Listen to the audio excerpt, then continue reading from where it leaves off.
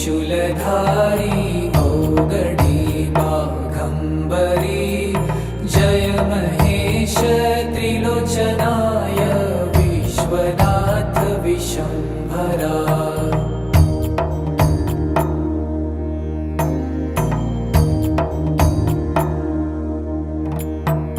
नाथ नागेश्वर हरो हर पाप साप विशापतम्